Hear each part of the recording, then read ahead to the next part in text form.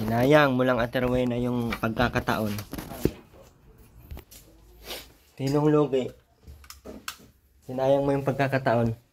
Ayan, oh. Oh, ito lang, oh. Inutos ko kahapon sa iyo. Sabi ko, Ate Rowena, laban mo yung kortina kaya magpapalit tayo ng mga kortina. Hindi man yan madumi. Alikabok man lang yan. Kasi labada na yan. Anong ginawa mo? Hindi ka nakikinig. Ngayon, ako naman hindi makinig sa iyo. Ganun lang kasimple ang buhay. Hindi man pwede, Ate Rowena, lagi ka lang ng kumain. Tapos pag pinautosan ka dyan kung ano yung mga tamang gawin, nagdadabog ka. Dadabog-dabog ka. Tapos pag nagsasabihan, gaganyan-ganyan ka.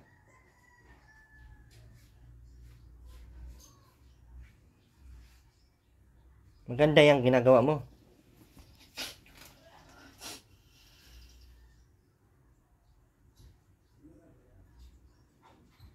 Yung sasabihin mo pa, mauwi na ako kasi wala din namang pakinabang dito. Hindi ka makakauwi doon hanggat hindi ka magtino. Sa tingin mo makakauwi ka doon hanggat hindi ka magtitino? Yan ang ginawa mo sa buhok mo. Ngayon nabihan kita, Ate Rowena, wag mo munang anuhin yung buhok mo. Kaya pahabain natin konti para ipa-trim, para ipa-color. Wala, inupaw mo niya na. Buwang talaga, kaya kung di man buwang, di man yan upawan. Siya talaga masusunod.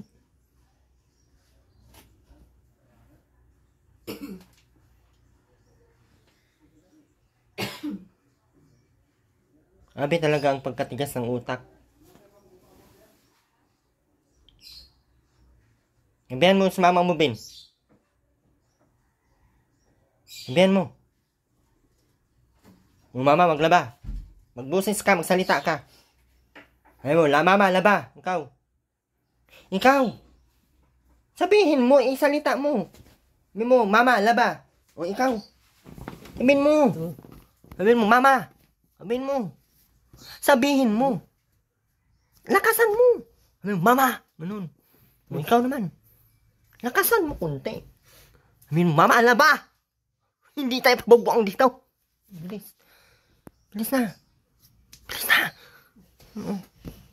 Pag hindi ka nga pa rin ngayon masunod, wala ka pa rin kutsinta bukas.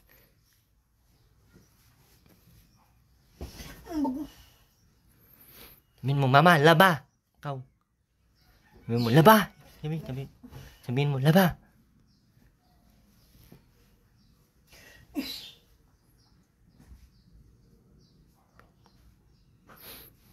Dami. Aga sana dumaan ng kutsinta. Wala. Hindi ko talaga bibilhan ang mga batang tamad. Tsaka ganyan-ganyan ka pa. Hindi talaga nakakatuwa, Ate Rowena. Mga paggaganyan-ganyan mo. Bino? Hindi nakakatuwa, no? Gusto niya, pag siya ang manghingi, diretso. Mabigay ako. Swerte mo naman. Swerte mo naman pag ganun. Dapat, Ate Rowena, pag mabait sa yung tao, dapat mabait ka din. Yung inaabuso mo. Magpatimpla nga ng kape, utusan ka pa eh. Kape mo, utos mo pa sa iba. Swerte mo talaga.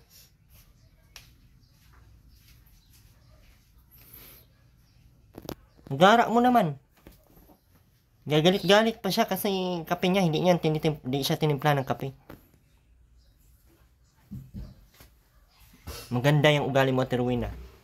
Isang buwan ulit tayo dito. Kauwi tayo July 27.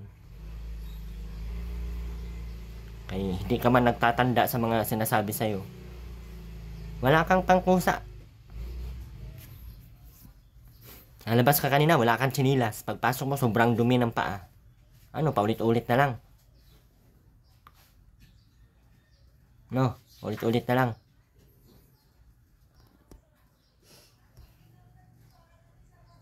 Tingnan natin, sino ngayon ang walang kutsinta? Ako. Kung naglaba ka kapon, di wala. May kutsinta ka araw-araw. Sa ganun lang, Ate Rowena. Hindi pwedeng magkapera ka ng walang dahilan.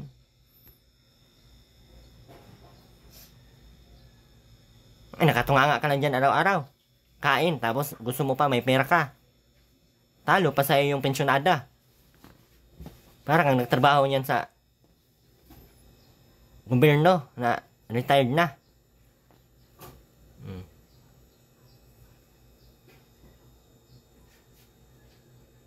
Walang mag-aabot sa'yo ng pera, Ate Rowena, araw-araw kung nakatulala ka dyan lagi.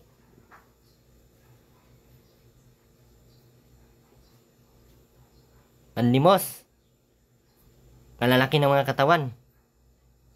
Limos lang ang alam.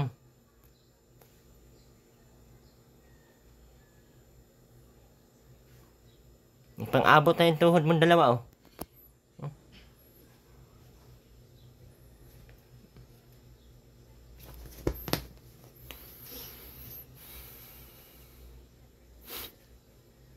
Bisa pupunta tayo ng Enchanted Kingdom, hindi na. Kasi ang tigas na ng ulo mo. Tingnan yung buhok niya, oh. Tingnan mo yung buhok niya, pinagpanot-panot niya. Saka nakakita lang ng gunting, pinagpuputol na yung mga buhok. Hindi ba naman matino talaga? Hinausap ng maayos, hindi talaga makaintindi. Mahirap ba Ate Rowena sundin yung mga sinasabi sa iyo? Hindi yan para sa amin, Ate Rowena. Alangan, isama ka namin, ganyan ka, para kang ka talagang buang. Sama ka namin ganyan. Maalis kami lang. Maano si tinapot mo? Huwag mo akong mapuwi, kaya baka maputol yung liig mo ngayon. Eh, maano? Bakit hindi mo gawin? Huwag mo ako maano-ano. Kay gasurok ang dugo ko sa iyo. Baka makalakad kang pauwi ngayon. Pahatak kita dyan sa mga tambay dyan sa labas. Namumuro ka na, ha? Pag inaano ka, ganyan sinasagot mo.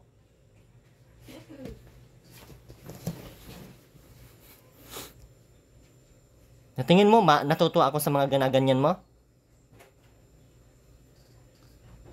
Mag-isang taon ka dito. Ako man masusunod kay sasakyan ko man yon. Ganyan pa rin ginagawa mo?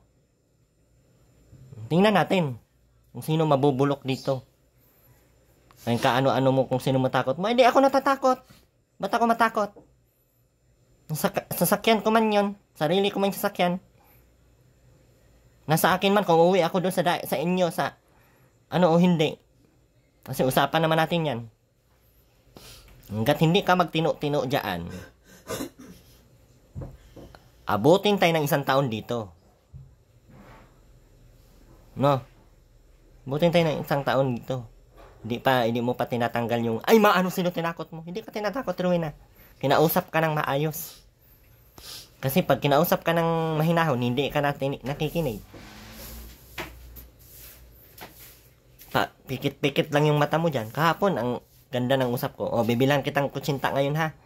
Pero, laban mo to. Ay, pagkatapos kumain ng kutsinta, galit na siya. Ayaw na maglaba. Maganda yung ugali na yan. Na.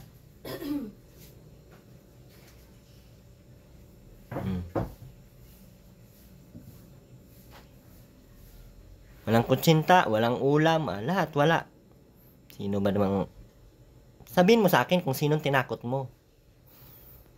Kung sinong magutom, kung ako ang mabuang. Tingnan natin. Yan ang ugali mo, ha? Ano ba? Sige.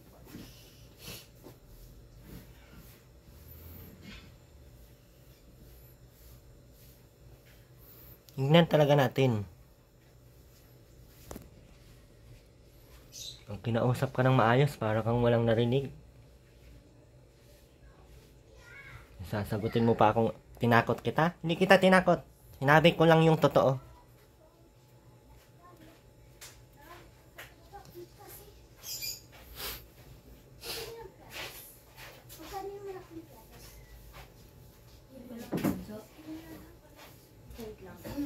Iyan ka. 30, 40. Tanungin mo muna. Sabihin mo muna. 40 yan. 40.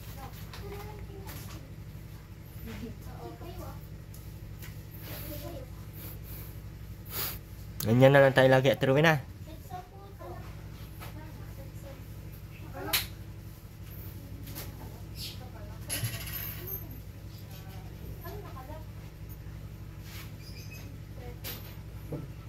Hindi ka talaga magkaroon ng pera pag ganyan.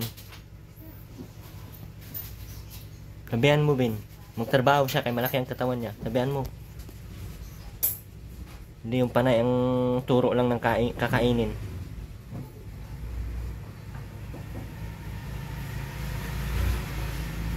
Huwag mo akong malditahan na Rowena, kaya hindi ako natutuwa sa iyo. Hindi ka uubra ang maldita mo dito. I-control mo talaga yung galit mo sa akin, Ate Rowena. Para makauwi ka ng maayos. Yan baka makapaglakad ka ng mula sa oras.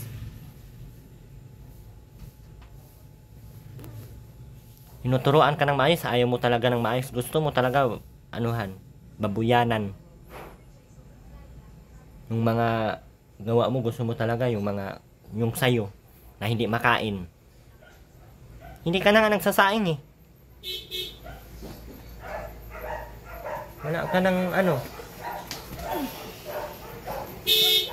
Ayan ang pulis gaw, ipadampot na to. Sarap, Ben? Sarap, ang yelo? Wala. Ruben lang meron, kaya very good man si Ruben.